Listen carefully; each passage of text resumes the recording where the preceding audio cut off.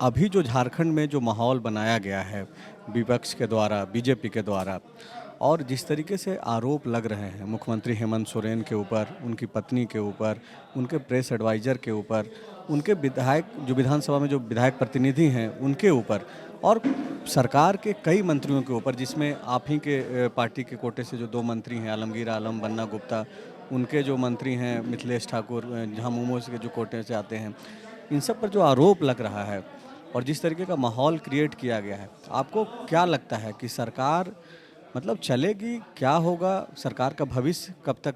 कि आरोप कौन लगा रहा है? चॉकलेट प्लेट हाथी उड़ाने वाला जो खुद घोटाले में शामिल है। अगर मुख्यमंत्री के ऊपर लीज लेने का आरोप लग रहा है, मुख्यमंत्री की पत्नी के ऊपर आरोप लग रहा है कि मुख्यमंत्री के विभाग के अंदर से ही जो है औद्योगिक जमीन 11 एकड़ दे दिया गया, तो आप इसको भ्रष्टाचार मान रहे हैं कि नहीं? इन आरोपों में भ्रष्टाचार है या फिर अनैतिकता है? कांग्रेस को कैसे? कांग्रेस पार्टी ना तो एसीबी है, ना कांग्रेस पार्टी सीबीआई है। ये जांच का काम जिनकी जिम्मेदारी है वो करेंगे। जिस दिन हमारे पास आएंगे वो जांच की मांग को लेकर के हम पूरी बात उनकी गंभीरता से सुनकर उचित कार्रवाई करेंगे। भाया मीडिया माध्यम से मैं काम नहीं करूंगा। ऐसे समय में जब कांग्रेस पूरे देश भर में संघर्ष कर रही है, झारखंड से एक अच्छी खबर है। वो खबर ये है कि राजेश ठाकुर के अध्यक्ष बनने के बाद से कांग्रेस पार्टी की झारखंड इकाई ने दावा किया है कि ऐतिहासिक लक्ष्य को पार करते हुए 7.5 लाख कार्यकर्ताओं को जो है नए सदस्यों को झारखंड कांग्रेस से जोड़ा गया है। हमारे साथ राजेश ठाकुर मौजूद हैं। सबसे पहले तो आपको बधाई, जो आपने आंकड़े पेश किए कि 7.5 लाख लोगों को जोड़ा है। ये किस तरीके से, डिजिटल जोड़ा गया या फिर जाकर के फिजिकली? नहीं, देखिए, लगभग 5,35,000 हमने फॉर्म के माध्यम से जोड़ने का काम किया है और 2,21,844 ये हमने डिजिटल सदस्यता की है। अब तक जो 22 वर्षों का हम इतिहास देखते हैं तो 7.5 लाख पहली बार हुआ है। और अगर पूरे देश के परिदृश्य में देखेंगे झारखंड को, तो हम अपने आप को 8वें स्थान पर पाते हैं। अगर जनसंख्या के आधार पर देखेंगे तो हम अपने आप को 5वें स्थान पर पाते हैं। तो ये हमारी बड़ी उपलब्धि है। कार्यकर्ताओं की मेहनत और जो तमाम पंचायत से लेकर के प्रखंड स्तर पर बैठे कांग्रेस के कार्यकर्ता हैं, जिला अध्यक्ष, उनकी बदौलत हम इस लक्ष्य को प्राप्त कर सके हैं। उनका आभार व्यक्त करते हैं आपके चैनल के माध्यम से। और हम ये समझते हैं कि जो 1 मई से फिर से हमने सदस्यता जो दूसरे सत्र का शुरू होने वाला है, उसमें और ऐतिहासिक काम होगा, क्योंकि डिजिटल जो सदस्यता अभियान चली उसको समझने में भी थोड़ा वक्त लगा। गांव ग्राम में रहने वाले लोग हैं, उसमें फ़ोटो खींचने की व्यवस्था थी, उसमें एपिक नंबर डालने की व्यवस्था थी, उससे OTP जाने की व्यवस्था थी, OTP पूछ करके फिर उसको डालने पे ही मेंबरशिप होती थी। तो इसमें मुश्किल आई है, लेकिन हम समझते हैं आने वाले 1 तारीख के बाद जब ये सदस्यता शुरू होगी तो हम बहुत अच्छे लक्ष्य को प्राप्त करेंगे। इसी से जुड़ा हुआ एक सवाल और पूछते हैं, बाकी दूसरे मुद्दे पे बातचीत करेंगे। ये जो नए जो सदस्य जुड़ रहे हैं लाखों की संख्या में झारखंड में, इसको आप कैसे देखते हैं? क्या झारखंड में आप लोगों की सरकार है इसलिए लोगों की उत्सुकता है कांग्रेस पार्टी की ओर से, या फिर कांग्रेस का जो विचार है उससे लोग जुड़ रहे हैं? देखिए, सब कुछ मिला जुला कह सकते हैं। सरकार के माध्यम से जो हम लोगों तक पहुंचने का काम किए हैं, एक वो भी कह सकते हैं। संगठन का जो हमारा मूल कार्यकर्ता है उसकी मेहनत के बदौलत भी हम इसको कह सकते हैं। और केंद्र सरकार की जो नाकामी है, जिस तरह से महंगाई चरम पर है और केंद्र सरकार जो लोगों के साथ व्यवहार कर रही है, उसका भी परिणाम है और सभी चीज़ों का मिला जुला परिणाम है। और हम समझते हैं जो आने वाला समय होगा वो और भारी सदस्यता हमें देगा। लोकसभा के 2024 के चुनाव में हमें जीत हासिल करनी है, हमें राहुल गांधी जी को प्रधानमंत्री के रूप में देखना है, तो निश्चित रूप से इस कवायद को और तेज़ी से चलाना होगा। और हम समझते हैं कि आने वाले समय में और हम सफलतापूर्वक इस सदस्यता अभियान को चलाएंगे। ठाकुर जी, चूँकि आप प्रदेश अध्यक्ष हैं झारखंड कांग्रेस के, एक कार्यकर्ता से प्रदेश अध्यक्ष तक का आपने सफ़र पूरा किया है। काफ़ी बारीकी से आप पॉलिटिक्स को भी देखते हैं, राजभवन में रहे हैं राज्यपाल के साथ जुड़ करके। ये सब बातें इसलिए बोल रहे हैं कि चूँकि अभी जो झारखंड में जो माहौल बनाया गया है विपक्ष के द्वारा, बीजेपी के द्वारा, और जिस तरीके से आरोप लग रहे हैं मुख्यमंत्री हेमंत सोरेन के ऊपर, उनकी पत्नी के ऊपर, उनके प्रेस एडवाइज़र के ऊपर, उनके विधायक जो विधानसभा में जो विधायक प्रतिनिधि हैं उनके ऊपर, और सरकार के कई मंत्रियों के ऊपर, जिसमें आप ही के पार्टी के कोटे से जो 2 मंत्री हैं, आलमगीर आलम, बन्ना गुप्ता, उनके जो मंत्री हैं मिथिलेश ठाकुर, झामुमो के जो कोटे से आते हैं, इन सब पर जो आरोप लग रहा है और जिस तरीके का माहौल क्रिएट किया गया है, आपको क्या लगता है कि सरकार मतलब चलेगी, क्या होगा, सरकार का भविष्य कब तक? देखिए, सरकार पूरे जो 5 वर्षों का कार्यकाल पूरा करेगी और फिर अगले 5 वर्षों के लिए चुनी भी जाएगी। मैं ये इसलिए कह रहा हूँ कि कई ऐसी चीज़ें हुई हैं इस सरकार के माध्यम से, अगर आप इन चीज़ों पर जो वो कह रहे हैं उसमें कितनी सच्चाई है वो समय बतलाएगा। लेकिन जो चीज़ें हुई हैं, जो यूनिवर्सल पेंशन हुआ है, जो कृषि लोन माफ़ हुआ है, जो कोरोना के समय में लोगों के लिए रोजगार सृजन किया गया, जो व्यवस्था स्वास्थ्य की गई, जिस तरह से 13 लाख राशन कार्ड बांटे गए, कई ऐसी चीज़ें हुई हैं जिससे कहीं ना कहीं भारतीय जनता पार्टी के लोगों में घबराहट है कि जो अंतिम व्यक्ति है, जो अंतिम पायदान पर बैठा व्यक्ति है, उसके पास तक इनकी पहुंच हो गई है। आंदोलन करने की ताकत इनमें बची नहीं है।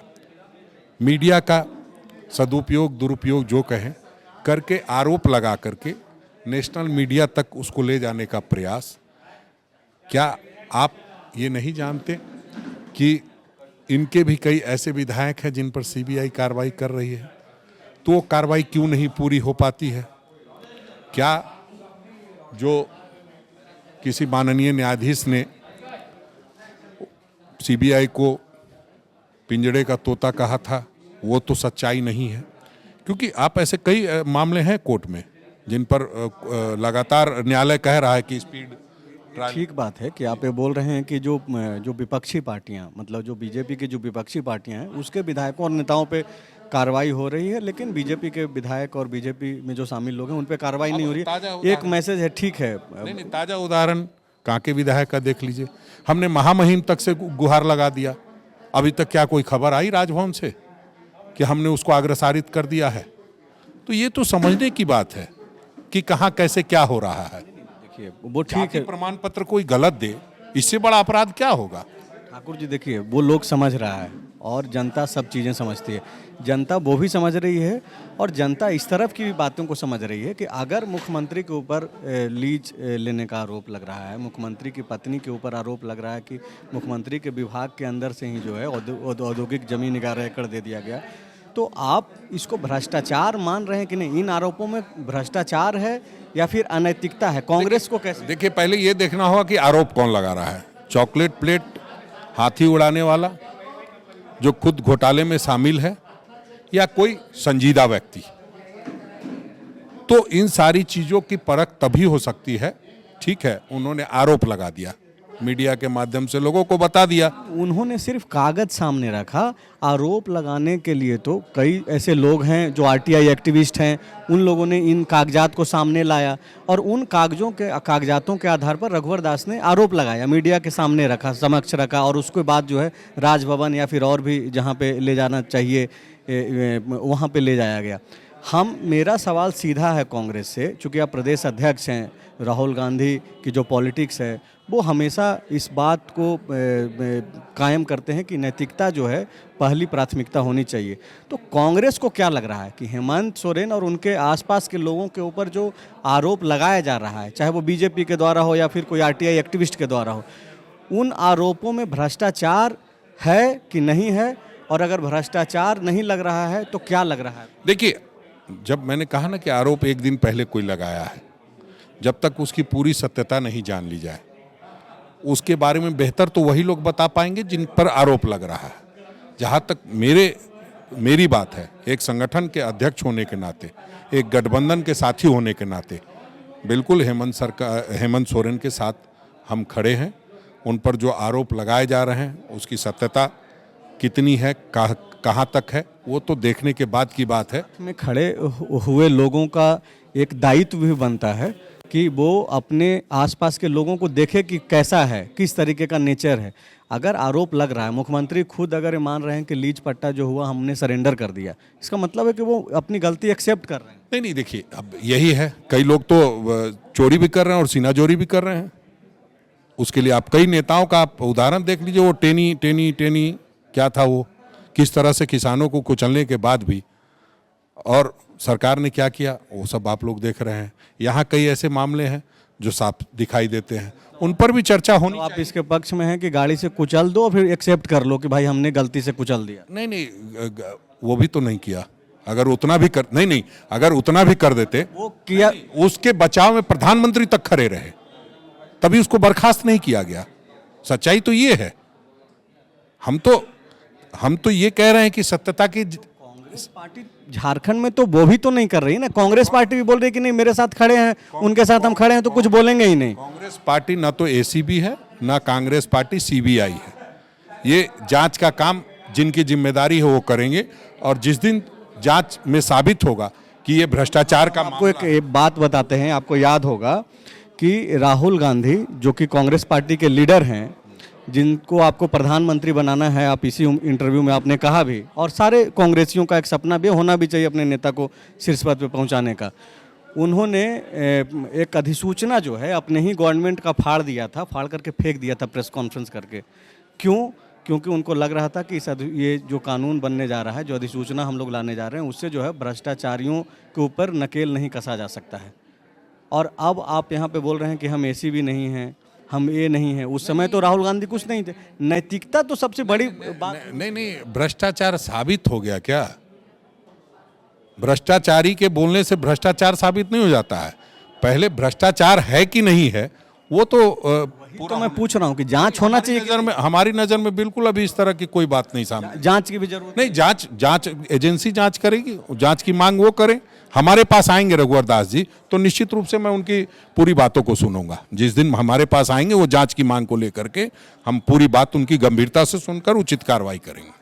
भाया मीडिया माध्यम से मैं काम नहीं करूंगा। बिजली की समस्या काफ़ी गंभीर है और गंभीरता आप इस अंदाज से लगा सकते हैं कि महेंद्र सिंह धोनी का नाम आप सुनेंगे, उनकी पत्नी जो है वो कल रात में ट्वीट करके सवाल की।